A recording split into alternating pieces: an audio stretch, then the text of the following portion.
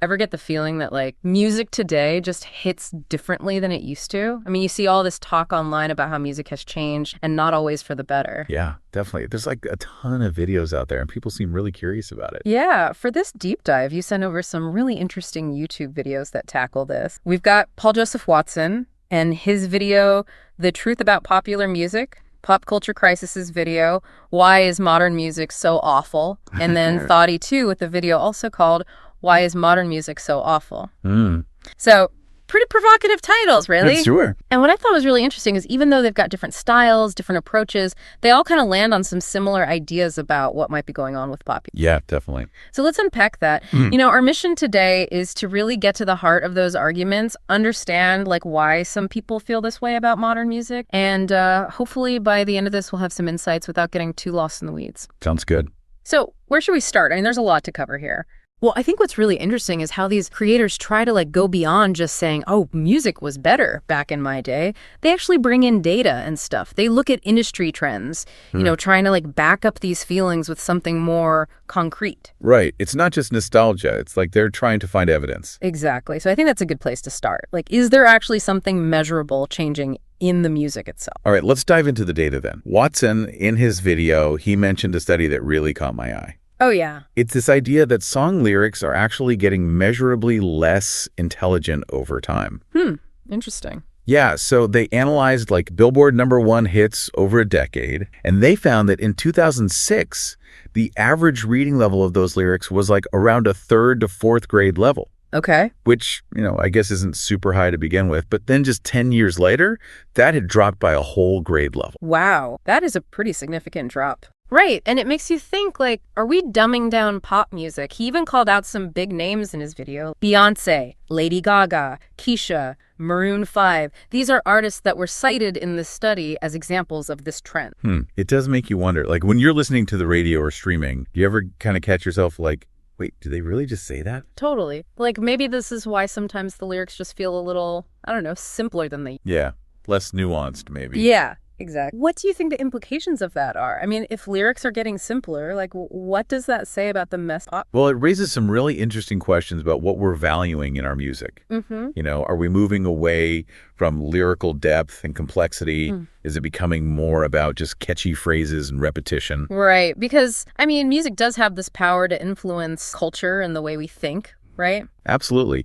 And Thoughty 2 actually touched on this too. He mentioned the Flesch-Kincaid readability test. It's basically a tool that analyzes the complexity of written text. And he applied that to song lyrics. So it's not just like a subjective feeling. There's a way to actually quantify this stuff. Right. That's fascinating. It's like taking something that feels kind of intuitive and then making it measurable. Exactly. So it's not just the words themselves, but the sound of the music, right? I mean, that's a huge part of it. Oh, absolutely. And Watson, he brought up this Spanish study called the Million Song Data Set, which spanned from 1955 to 2010. Oh, wow. And one of their big findings was that there's been this decrease in what they call timbral diversity in music. Timbral diversity. Yeah. It basically refers to like the variety of sounds and textures in music, like the different instruments being used, the way those sounds are layered and mixed together, you know, how rich and varied the overall sonic landscape is. Oh, I see. So like, are they saying that music has become less diverse in terms of the sounds it uses? Exactly. And both Watson and Thoughty 2 actually talked about this thing called overcompression, which plays a role in this. Overcompression? Yeah. It's this production technique where you basically squash the dynamic range of a song. So imagine like a wave with really high peaks and low valleys. Overcompression is like flattening that wave out. So it's making everything kind of the same volume? Exactly. It makes the quiet parts louder and the loud parts quieter. And Thoughty 2 had this great analogy. He's like, imagine all the instruments in a song are shouting at the same volume. You lose those subtle variations, those nuances that make music interesting. Oh, that makes sense. Yeah. So it's like you're losing the dynamics, the light and shade of the Yeah, music. exactly. And Thoughty 2 used these great examples to illustrate this. He contrasted the Beatles' A Day in the Life, which has this amazing 40-piece orchestra and all these different textures, Wow. to a song like Robin Thicke's Blurred Lines, which relies heavily on a drum machine. Yeah. And you can really hear that difference in the variety of sound. Yeah, I can see how that would contribute to a feeling of things sounding kind of similar. Right. And Watson goes even further with this. He actually suggests that because things are starting to sound so similar, there's this rise of computer algorithms that are being used to predict what's going to be a hit song. And he even uses this term manufactured sock puppet artist. It sounds a little dystopian, right? It does a bit. But it makes you wonder, if algorithms are starting to drive creative decisions in music, are we sacrificing originality? Like, is everything going to start sounding the same? Yeah, that's a really good question. And Thoughty2 actually pointed out that according to that Spanish study, the peak of timbral diversity, like the most variety in sound, was actually back in the 1960s. So this trend towards a more homogeneous sound has been happening for a while then? Yeah, it seems like it's been going on for a while, but maybe it's accelerating now with all this technology. It's possible. Now, here's a specific sonic element that Thoughty2 talked about that I had never really noticed before. Have you ever heard of the millennial whoop? The millennial whoop. Not ringing a bell. Okay, so apparently it's this very specific musical phrase that's become super common in pop music over the last few years. It's this alternating pattern of the fifth and third note of a major scale. And it often has this wah-oh kind of vocalization that goes along with it. And once you hear it described, you start hearing it everywhere. Really? Yeah, like from Katy Perry to Justin Bieber, it's in tons of chart-topping songs. And Thoughty2 had this theory about why it's so prevalent. He calls it the familiarity argument. Basically, our brains are wired to like things that are familiar, so by subtly inserting this already recognizable musical phrase into new songs, it can subconsciously make them feel more appealing, more comfortable, like we already know it, even if we don't realize it.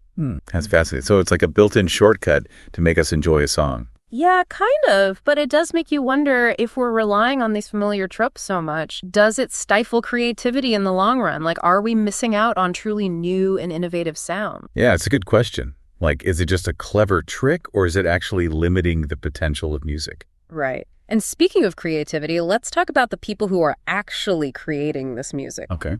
Paul Joseph Watson made this really interesting point about the songwriters and producers behind a lot of these hit songs. Oh, yeah. He claims that a huge number of top 10 songs across different genres are actually written and produced by just a handful of people. Really? Yeah.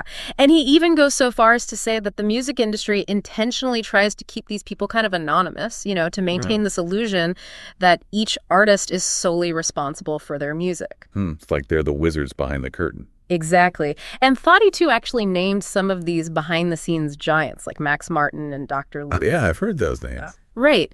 They've been behind so many massive hits over the last couple of decades, working with everyone from Britney Spears to Katy Perry, Taylor Swift. I mean, think about it. Baby, One More Time, California Girls, Shake It Off. Those are all their songs. Wow, that's a huge range of artists and styles. It really is. So it begs the question, if so much of the music we hear is coming from this small group of people, what does that mean for diversity? Like, are we missing out on other creative voices, other sounds?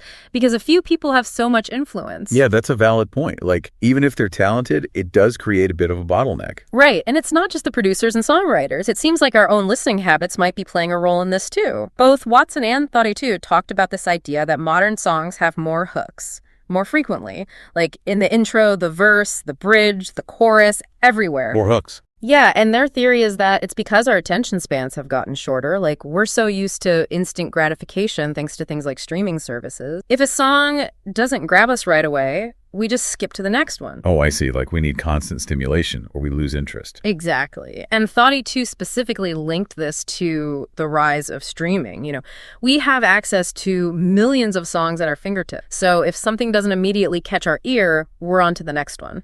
That's true. I mean, I definitely do that sometimes. Like, if a song isn't doing it for me in the first few seconds, I'm hitting that skip button. Right. And it makes sense from a songwriter's perspective. If you want your song to get heard, you got to hook people fast. Yeah, it's like a survival tactic in this sea of music. Exactly. And then there's this whole other phenomenon that Thoughty2 described called the loudness war. The loudness war. Yeah. So basically, for decades, music producers have been using this technique called dynamic range compression to make their songs sound louder than everything else, like to really jump out of the speakers. So it's like a volume arms race. Exactly. But Thoughty2 explained that there's a downside to this. When you compress the dynamic range, you basically make everything the same volume. You lose those peaks and valleys, the soft and loud moments that give music its texture and emotion. It's like everything is stuck at 11. Oh, so even though it might sound louder at first, it actually makes the music less interesting in the long run. Yeah, because you're losing that dynamic contrast, that sonic depth, and it contributes to this feeling of everything sounding kind of flat and homogeneous. It's like sacrificing nuance for that initial punch. Exact. And now let's get into this whole idea of whether we're being manipulated into liking a certain type. Okay, should be in. So Watson actually uses this pretty strong language. He argues that we're being brainwashed into liking less original music through constant repetition. He even calls it musical Stockholm syndrome. Wow, that's a pretty bold statement. It is. But Thoughty, too, actually offers a more scientific explanation for this. He talks about something called the mere exposure effect. The mere exposure effect. Yeah, it's this psychological phenomenon where our brains release dopamine when we encounter things that are familiar. So the more we hear a song, even if we didn't like it at first, the more likely we are to develop a preference for it. It's like our brains are rewarding us for recognizing. That's kind of trippy. So it's not necessarily that we're being brainwashed, but our brains are just naturally drawn to familiarity. Right, and Thoughty, too, points out that this is amplified by the fact that popular songs are everywhere these days. They're on the radio, in commercials, in TV shows, on social media. We're constantly bombarded with them. Yeah, that's true. It's like they're inescapable. And it makes you wonder how much of our taste is really our own and how much of it is shaped by what we're repeatedly exposed to. It's a good question. Like, are we choosing what we like, or are we being conditioned to like certain things? Right. And Thoughty, too, actually contrasts the way the music industry used to work, where record labels would take risks on talented artists and let the public decide who became successful, with the way it works now, where the focus is often on image and marketing. So it's less about genuine talent and more about creating stars. Yeah, it's like they find someone with the right look and then use saturation marketing to force them into the public consciousness. That does paint a bit of a cynical picture. It does. But it's important to hear these different perspectives. Now, Pop Culture Crisis, they offer some interesting counterpoints to all of this. Oh, okay. They argue that music with genuine emotional depth, like they use the example of the Goo Goo Dolls' Iris, still exists. It's just not being championed by the big labels or streaming services in the same way. So it's out there, it's just harder to find. Yeah, exactly. And they point to the algorithms and curatorial choices of platforms like Apple Music and Spotify, which often favor certain genres like pop and rap as a big reason for this. That makes sense. I mean, those platforms have so much power in terms of what music gets heard. Right. It's like they've become the new gatekeepers. And Pop Culture Crisis also brings up the evolution of genres and how the internet has actually allowed indie pop and rap to flourish. Oh, yeah, that's true. There's so much amazing music being made outside of the mainstream. Right.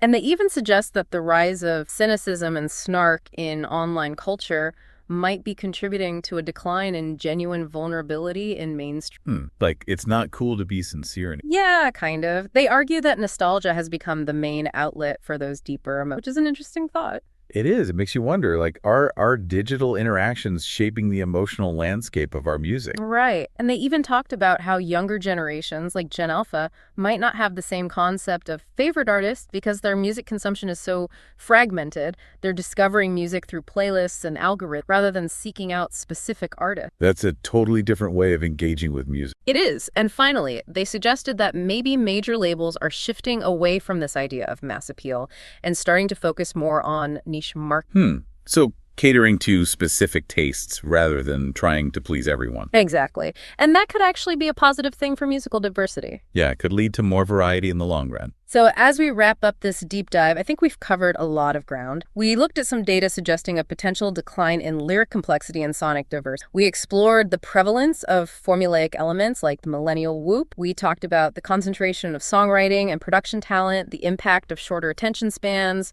and the loudness war. And we also discussed the potential influence of industry practices and how our own brains might be predisposed to like certain types of music. Right. And I think what's important to remember through all of this is that the experience of music is ultimately personal and subjective. What one person finds amazing, another might find boring. Exactly. There's no right or wrong answer when it comes to what we enjoy. Absolutely. But I think having these conversations, thinking critically about the music we listen to is important. So the next time you're listening to your favorite tunes, maybe take a moment to really pay attention. Think about the lyrics, the instrumentation, the overall sonic texture. And here's a final thought to leave you with. Given everything we've talked about today, about this potential homogenization of music and the influence of the industry, what does it mean for the future of musical innovation? Will we still be able to discover truly original artists? And how much of our taste is actually our own? And how much of it is being shaped by these forces? That's a great question. It's definitely something to ponder. It is. All right. That's it for our deep dive today. Thanks for joining us. Thanks for having me.